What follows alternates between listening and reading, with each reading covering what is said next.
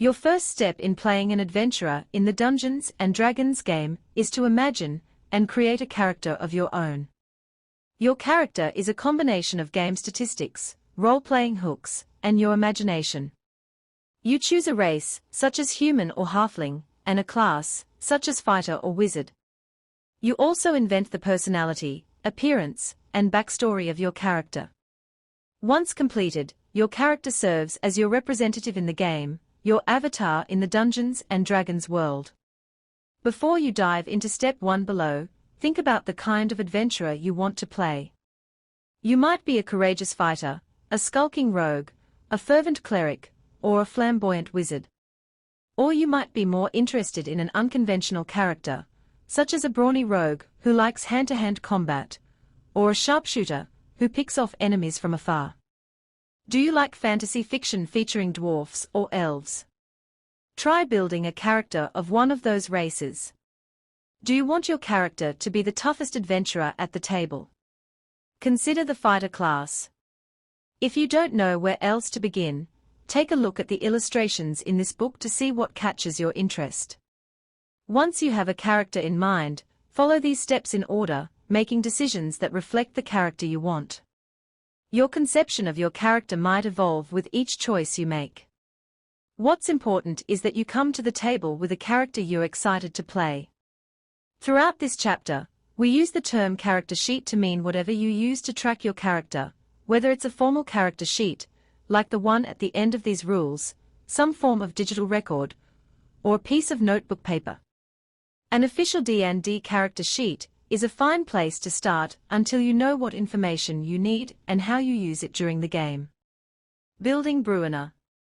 Each step of character creation includes an example of that step, with a player named Bob building his dwarf character, Bruenor. 1. Choose a race. Every character belongs to a race, one of the many intelligent humanoid species in the D&D world. The most common player character races are dwarfs, elves, halflings, and humans. Some races also have sub-races, such as mountain dwarf or wood elf. Chapter 2 provides more information about these races. The race you choose contributes to your character's identity in an important way, by establishing a general appearance and the natural talents gained from culture and ancestry. Your character's race grants particular racial traits, such as special senses, proficiency with certain weapons or tools, proficiency in one or more skills, or the ability to use minor spells. These traits sometimes dovetail with the capabilities of certain classes, see Step 2. For example, the racial traits of Lightfoot halflings make them exceptional rogues, and high elves tend to be powerful wizards.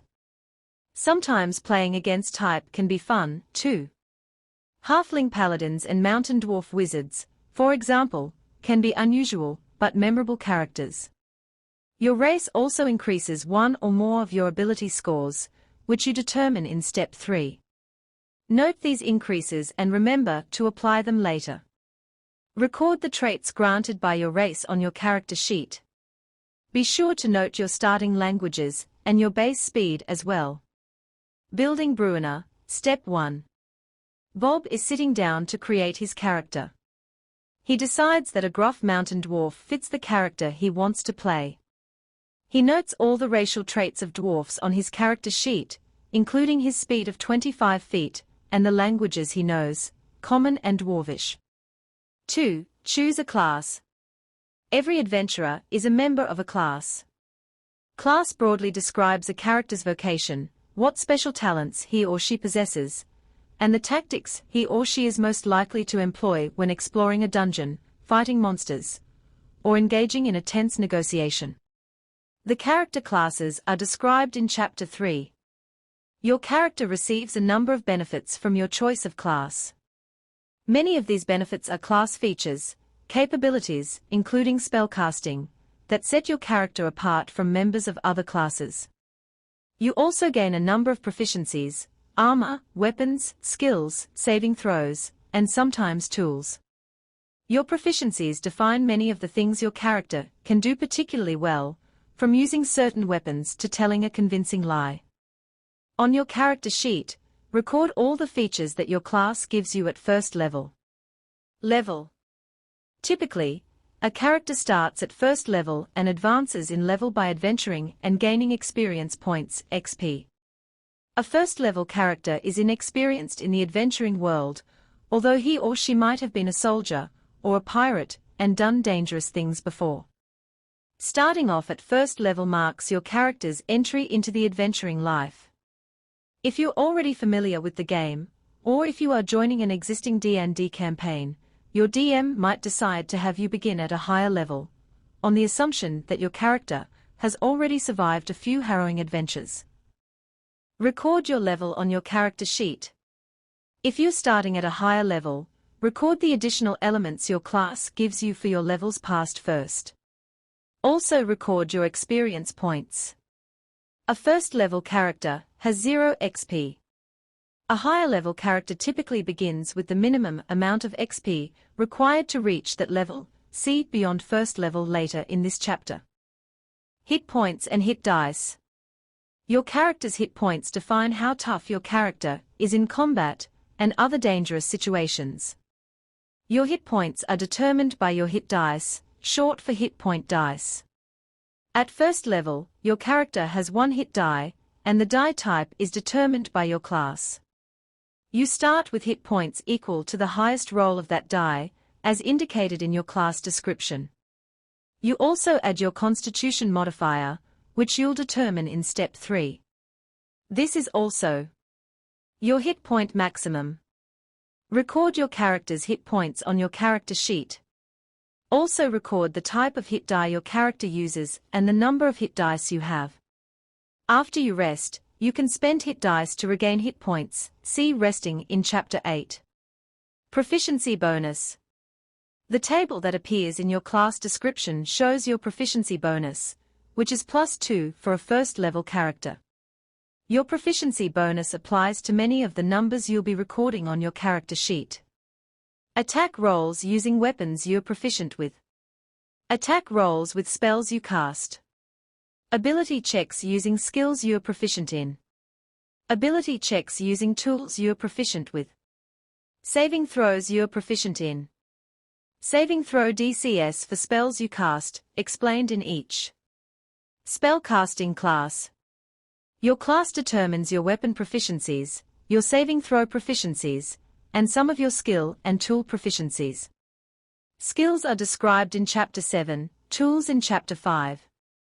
Your background gives you additional skill and tool proficiencies, and some races give you more proficiencies. Be sure to note all of these proficiencies, as well as your proficiency bonus, on your character sheet. Your proficiency bonus can't be added to a single die roll, or other number more than once. Occasionally, your proficiency bonus might be modified, doubled or halved, for example, before you apply it. If a circumstance suggests that your proficiency bonus applies more than once to the same roll, or that it should be multiplied more than once, you nevertheless add it only once, multiply it only once, and halve it only once. Building Bruiner, Step 2. Bob imagines Bruiner charging into battle with an axe, one horn on his helmet broken off. He makes Bruiner a fighter and notes the fighter's proficiencies and first-level class features on his character sheet. As a first-level fighter, Bruiner has 1 hit die, AD10, and starts with hit points equal to 10 plus his Constitution modifier. Bob notes this, and will record the final number after he determines Bruiner's Constitution score. See Step 3. Bob also notes the proficiency bonus for a first-level character, which is +2. 3. Determine ability scores. Much of what your character does in the game depends on his or her 6 abilities: strength, dexterity, constitution, intelligence, wisdom, and charisma. Each ability has a score, which is a number you record on your character sheet. The 6 abilities and their use in the game are described in Chapter 7. The ability score summary table provides a quick reference for what qualities are measured by each ability, what races increases, which abilities, and what classes consider each ability particularly important. You generate your character's 6 ability scores randomly. Roll 4 6-sided dice and record the total of the highest 3 dice on a piece of scratch paper. Do this 5 more times, so that you have 6 numbers. If you want to save time, or don't like the idea of randomly determining ability scores, you can use the following scores instead: 15, 14, 13, 12, 10, 8. Now take your 6 numbers and write each number beside one of your character's 6 abilities to assign scores to strength, dexterity, constitution, intelligence, wisdom, and charisma. Afterward, make any changes to your ability scores as a result of your race choice. After assigning your ability scores, determine your ability modifiers using the Ability Scores and Modifiers table.